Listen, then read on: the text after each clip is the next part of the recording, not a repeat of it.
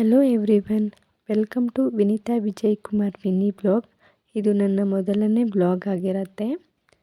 ಇದು ಗುರುವಾರದ morning blog. ಬೆಳಿಗ್ಗೆ ಎದ್ದ ನಂತರ ರಾತ್ರಿಯೇ ನೆನೆಸಿಟ್ಟ ಜೀರಿಗೆ ನೀರನ್ನು ಒಂದು ಪಾತ್ರೆಯಲ್ಲಿ ಹಾಕಿಬಿಟ್ಟು ಚೆನ್ನಾಗಿ ಕುದಿಸ್ಕೊಂಡು ಅದನ್ನು ಸೋರಿಸ್ಕೊಂಡು ಡೈಲಿ ಇದನ್ನು ಕುಡಿಯೋದ್ರಿಂದ ತುಂಬ ಹೆಲ್ತ್ಗೆ ಬೆನಿಫಿಟ್ ಇರುತ್ತೆ. ನಾನು ಇದನ್ನು ಪಾಪುಗೂ ಸ್ವಲ್ಪ ಕೊಡ್ತೀನಿ. ವೀಕ್ಲಿ 3 ಟೈಮ್ಸ್ ಕೊಡ್ತೀನಿ. ಬಿಕಾಸ್ ಇದರಿಂದ ಜೀರ್ಣಶಕ್ತಿ ಚೆನ್ನಾಗಾಗಿರುತ್ತೆ. ಮಕ್ಕಳು ಚೆನ್ನಾಗಿ ಊಟ ಮಾಡ್ತಾರೆ. ಅಂದರೆ ಅವರಿಗೂ ಆ್ಯಕ್ಟಿವ್ ಆಗಿ ಇರೋಕ್ಕಾಗತ್ತೆ. ಯಾವುದೇ ತರಹ ಸ್ಟಮಕ್ ಪ್ರಾಬ್ಲಮ್ ಬರೋದಿಲ್ಲ ಮಕ್ಕಳುಗಳಿಗೆ. ಆದ್ದರಿಂದ ನಾನು ಡೈಲಿ ಇದನ್ನು ಮಗುಗೆ ಕೊಡ್ತೀನಿ. ಮತ್ತು ನಾವು ತೊಗೊತಾ ಇರ್ತೀವಿ ವೀಕ್ಲಿ 3 ಟೈಮ್ಸ್ ಆದ್ರೂ. ಇವತ್ತು ಬೆಳಗಿನ ಟಿಫನಿಗೆ ನಮಗೆ ಒಗ್ಗರಣೆ ಅನ್ನ ಮಾಡಿದ್ದೆ. ಪಾಪುಗೆ ದಾಲ್ ರೈಸ್ ಮಾಡ್ಕೊಂಡಿದ್ದೆ. ಇನ್ನು ಒಗ್ಗರಣೆ ಅನ್ನ ಮಾಡ್ಕೊಳ್ಳೋದಕ್ಕೆ ಒಂದು ಬಾಣಲೆನಲ್ಲಿ ಸ್ವಲ್ಪ ಎಣ್ಣೆ ಹಾಕ್ಕೊಬೇಕು.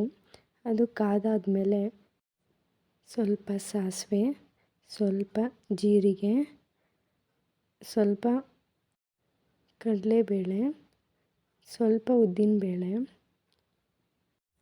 ಸ್ವಲ್ಪ ಬೆಳ್ಳುಳ್ಳಿ ಹಾಕ್ಕೊಂಡು ಒಂದು ಸ್ವಲ್ಪ ಕರಿಬೇವಿನ ಸೊಪ್ಪು ಹಾಕ್ಕೊಂಡು ಸ್ವಲ್ಪ ಫ್ರೈ ಆಗಿ ಬಿಡಬೇಕು. ಇದು ಒಂದು ಸ್ವಲ್ಪ ಫ್ರೈ ಆದರೆ ಚೆನ್ನಾಗಿರುತ್ತೆ. ನೆಕ್ಸ್ಟು ಅದಕ್ಕೆ ಮೆಣಸಿನ್ಕಾಯಿ ಅದನ್ನು ಹಾಕ್ಕೊಂಡು ಸ್ವಲ್ಪ ಫ್ರೈ ಮಾಡಿಕೊಂಡು ಅದಕ್ಕೆ ಅನ್ನ ಹಾಕ್ಕೋಬೇಕು. ಅನ್ನ ಹಾಕ್ಕೊಂಡು ಸ್ವಲ್ಪ ಅದನ್ನೆಲ್ಲ ಮಿಕ್ಸ್ ಮಾಡ್ಕೋಬೇಕು ಒಗ್ಗರಣೆ ಜೊತೆ. ಹಾಗೆ ಸ್ವಲ್ಪ ಮಿಕ್ಸ್ ಮಾಡಿಕೊಂಡು ಅದಾದಮೇಲೆ ರುಚಿಗೆ ತಕ್ಕಷ್ಟು ಉಪ್ಪು ಹಾಕ್ಕೋಬೇಕು. ಅದಾದಮೇಲೆ ಇನ್ನು ಸ್ವಲ್ಪ ಮೆಣಸಿನ ಪುಡಿ ಹಾಕ್ಕೋಬೇಕು. ಅದಾದಮೇಲೆ ನೆಕ್ಸ್ಟು ಸ್ವಲ್ಪ ಮಿಕ್ಸ್ ಮಾಡಿಕೊಂಡು ನೀಟಾಗೆ ಅದಕ್ಕೆ ಜೀರಿಗೆ ಪುಡಿ ಹಾಕ್ಕೊಂಡು ಮತ್ತು ಲಾಸ್ಟಿಗೆ ಕೊತ್ತಂಬರಿ ಸೊಪ್ಪನ್ನ ಕಟ್ ಮಾಡಿ ಹಾಕ್ಕೊಂಡು ಇದನ್ನು ಚೆನ್ನಾಗಿ ಮಿಕ್ಸ್ ಮಾಡ್ಕೋಬೇಕು. ಮಿಕ್ಸ್ ಮಾಡಾದಮೇಲೆ ಸ್ವಲ್ಪ ಅನ್ನ ಬಿಸಿಯಾಗೋ ತನಕ ಹುರಿದ್ರೆ ಒಗ್ಗರಣೆ ರೈಸ್ ರೆಡಿ ಆಗಿಬಿಡುತ್ತೆ. ಮತ್ತು ಪಾಪುಗೆ ದಾಲ್ ರೈಸ್ ಮಾಡೋದಕ್ಕೆ ಒಂದು ಕುಕ್ಕರ್ ಪ್ಯಾನ್ನಲ್ಲಿ ಅಕ್ಕಿ ಮತ್ತು ಹೆಸರು ಬೇಳೆನ ತೊಳ್ಕೊಂಡು ಒಂದು ಬೌಲ್ ಹಾಕ್ಕೋಬೇಕು. ಒಂದು ಬೌಲಿಗೆ 4 ಬೌಲ್ ನೀರು ಹಾಕ್ಕೋಬೇಕು. ನೆಕ್ಸ್ಟ್ ಅದಕ್ಕೆ ಒಂದು ಚಿಕ್ಕದು ಬೆಳ್ಳುಳ್ಳಿ ಹಾಕ್ಕೊಂಡೆ.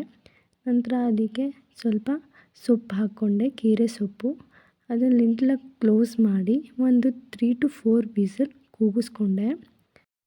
ಕುಕ್ಕರ್ದು ಪ್ರೆಷರ್ ಇಳಿದ ಮೇಲೆ ಅದಕ್ಕೆ ಸ್ವಲ್ಪ ಉಪ್ಪು ಮತ್ತು ಸ್ವಲ್ಪ ಜೀರಿಗೆ, ಸ್ವಲ್ಪ ತುಪ್ಪ ಹಾಕ್ಕೊಂಡು ಚೆನ್ನಾಗಿ ಮಿಕ್ಸ್ ಮಾಡ್ಕೋಬೇಕು.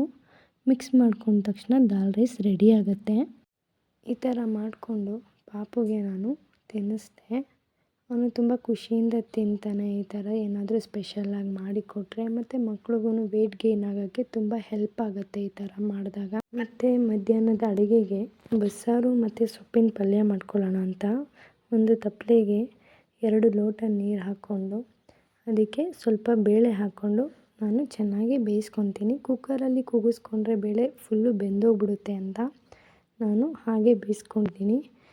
ನೆಕ್ಸ್ಟು ಈ ಥರ ಕಾಳು ಚೆನ್ನಾಗಿ ಬೆಂದಮೇಲೆ ನಾನು ಕೀರೆ ಸೊಪ್ಪನ್ನ ಚೆನ್ನಾಗಿ ತೊಳೆದು ಸಣ್ಣದಾಗಿ ಹೆಚ್ಕೊಂಡಿದ್ದೀನಿ. ಹೆಚ್ಕೊಂಡಿರೋ ಕೀರೆ ಸೊಪ್ಪನ್ನ ಇದರೊಳಗಡೆಗೆ ಹಾಕ್ಕೋಬೇಕು.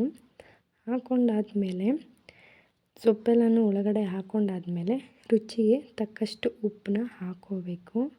ಹಾಕ್ಕೊಂಡ್ಮೇಲೆ ಅದ್ರ ಮೇಲೆ ಒಂದು ಮುಚ್ಚಳ ಹಾಕಿ ಬೇಯೋಕ್ಕೆ ಬಿಡಬೇಕು. ನಂತರ ಈ ಕಡೆ ಸಾಂಬಾರಿಗೆ ಒಂದು ಜಾರ್ ಒಳಗಡೆ ಒಂದು ಟೊಮೆಟೊ, ಈರುಳ್ಳಿ, ಕಾಯಿ, ಬೆಳ್ಳುಳ್ಳಿ, ಸ್ವಲ್ಪ ಕೊತ್ತಂಬರಿ ಸೊಪ್ಪು, ಸ್ವಲ್ಪ ಹುರಿಗಡಲೆ, ಸ್ವಲ್ಪ ಜೀರಿಗೆ ಹಾಕಿ ನೆಕ್ಸ್ಟು ಇದಕ್ಕೆ ಸಾಂಬಾರು ಪೌಡ್ರನ್ನ ಹಾಕ್ಕೋಬೇಕು. ಹಾಕಾದ್ಮೇಲೆ ಚೆನ್ನಾಗಿ ರುಬ್ಕೋಬೇಕು. ಅದು ಈ ಥರ ಇರಬೇಕು. ರುಬ್ಕೊಂಡಾದ್ಮೇಲೆ ನೆಕ್ಸ್ಟ್ ಇಲ್ಲಿ ಸೊಪ್ಪನ್ನ ಬೆಂದಿರೋದನ್ನ ಈ ಥರ ಸಪ್ರೇಟ್ ಮಾಡ್ಕೋಬೇಕು. ನೀರು ಬೇರೆ, ಸೊಪ್ಪು ಬೇರೆ. ಇಲ್ಲಿ ಸಾಂಬಾರು ಒಗ್ಗರಣೆಗೆ ಒಂದು ತಪ್ಪಲೆಗೆ ಸ್ವಲ್ಪ ಎಣ್ಣೆ, ಸ್ವಲ್ಪ ಸಾಸಿವೆ, ಒಂದು ಸ್ವಲ್ಪ ಜೀರಿಗೆ ಮತ್ತು ಇದಕ್ಕೆ ಒಂದು ಸ್ವಲ್ಪ ಬೆಳ್ಳುಳ್ಳಿ ಮತ್ತು ಇದಕ್ಕೆ ಕರಿಬೇವಿನ ಸೊಪ್ಪು, ಒಂದು ಸ್ವಲ್ಪ ಮೆಣಸಿನ್ಕಾಯಿ, 1-2 ಮೆಣಸಿನ್ಕಾಯಿ ಹಾಕ್ಕೋಬೇಕು. ಒಂದು ಸ್ವಲ್ಪ ಹೆಚ್ಚಿರೋದು ಒಗ್ಗರಣೆಗೆ ಈರುಳ್ಳಿನ ಹಾಕ್ಕೋಬೇಕು. ಹಾಕ್ಕೊಂಡು ಇದನ್ನು ಸ್ವಲ್ಪ ಗೋಲ್ಡನ್ ಬ್ರೌನ್ ಆಗೋ ತನಕ ಬಾಡಿಸ್ಕೊಬೇಕು. ಬಾಡಿಸ್ಕೊಂಡ್ಮೇಲೆ ಇದಕ್ಕೆ ನಾವು ರುಬ್ಬಿಟ್ಕೊಂಡಂಥ ಮಸಾಲೆನ ಒಗ್ಗರಣೆಗೆ ಸೇರಿಸ್ಕೋಬೇಕು. ಮತ್ತು ಅದೇ ಜಾರಿಗೆ ನಾವು ಸೊಪ್ಪನ್ನ ಸೋಸ್ಕೊಂಡಿರೋ ನೀರಿರುತ್ತಲ್ಲ ಅದನ್ನು ಹಾಕಿ ನೀಟಾಗಿ ಮಿಕ್ಸ್ ಮಾಡಿ ಅದನ್ನು ಮತ್ತೆ ಒಗ್ಗರಣೆಗೆ ಸೇರಿಸ್ಕೊಂಡು ಕನ್ಸಿಸ್ಟೆನ್ಸಿ ನೋಡಿಕೊಂಡು ನೀರು ಹಾಕ್ಕೋಬೇಕು. ನಂತರ ರುಚಿಗೆ ತಕ್ಕಷ್ಟು ಉಪ್ಪು ಹಾಕ್ಕೊಂಡು ಕುದಿಯೋಕ್ಕೆ ಬಿಟ್ಟರೆ ಸಾಂಬಾರು ರೆಡಿನೇ ಆಗಿಬಿಡತ್ತೆ. ನಂತರ ಸೊಪ್ಪಿನ ಪಲ್ಯಕ್ಕೆ ಒಂದು ಬಾಣಲಿನಲ್ಲಿ ಸ್ವಲ್ಪ ಎಣ್ಣೆ ಹಾಕ್ಕೊಂಡು ಚೆನ್ನಾಗಿ ಕಾಯಬೇಕು. ಕಾದ ನಂತರ ಒಂದು ಸ್ವಲ್ಪ ಜೀರಿಗೆ, ನಂತರ ಸಣ್ಣಗೆ ಹೆಚ್ಕೊಂಡಿರುವಂಥ ಈರುಳ್ಳಿ ಹಾಕ್ಕೊಂಡು ಸ್ವಲ್ಪ ಬಾಡಿಸ್ಕೊಬೇಕು. ನಂತರ ಅದಕ್ಕೆ ಒಂದು 2 ಮೆಣಸಿನ್ಕಾಯಿ ಹಾಕ್ಕೋಬೇಕು. ಹಾಕ್ಕೊಂಡು ಒಂದು ಸ್ವಲ್ಪ ಗೋಲ್ಡನ್ ಬ್ರೌನ್ ಬರೋ ತನಕ ಅದನ್ನು ಫ್ರೈ ಮಾಡಿಕೊಂಡು ನಾವೇನು ಸೊಪ್ಪನ್ನ ಸೋಸಿಟ್ಕೊಂಡಿರ್ತೀವಿ ಆ ಸೊಪ್ಪನ್ನು ಹಾಕ್ಕೊಂಡು ಚೆನ್ನಾಗಿ ಮಿಕ್ಸ್ ಮಾಡ್ಕೋಬೇಕು. ಸ್ವಲ್ಪನೂ ನೀರು ಇರಬಾರ್ದು ಆ ಪಲ್ಯದಲ್ಲಿ, ಆ ಥರ ನಾವು ಸೋಸ್ಕೊಂಡು ಮಿಕ್ಸ್ ಮಾಡ್ಕೋಬೇಕು. ಲಾಸ್ಟಲ್ಲಿ ಅದಕ್ಕೆ ಸ್ವಲ್ಪ ಕಾಯಿ ತುರಿ ಹಾಕ್ಕೊಂಬಿಟ್ಟು ಚೆನ್ನಾಗಿ ಫ್ರೈ ಮಾಡ್ಕೊಂಬಿಟ್ರೆ ಸೊಪ್ಪಿನ ಪಲ್ಯನೂ ಕೂಡ ರೆಡಿ ಆಗುತ್ತೆ. ಇದು ನನ್ನ ಇವತ್ತಿನ ಮಿನಿ ಬ್ಲಾಗ್ ಆಗಿರುತ್ತೆ. ಯಾರೆಲ್ಲ ನನ್ನ ಯೂಟ್ಯೂಬ್ ಚಾನಲ್ನ ಸಬ್ಸ್ಕ್ರೈಬ್ ಮಾಡಿಲ್ಲ ದಯವಿಟ್ಟು ಸಬ್ಸ್ಕ್ರೈಬ್ ಮಾಡಿ ಆ್ಯಂಡ್ ಸಪೋರ್ಟ್ ಮಾಡಿ. Thanks for watching.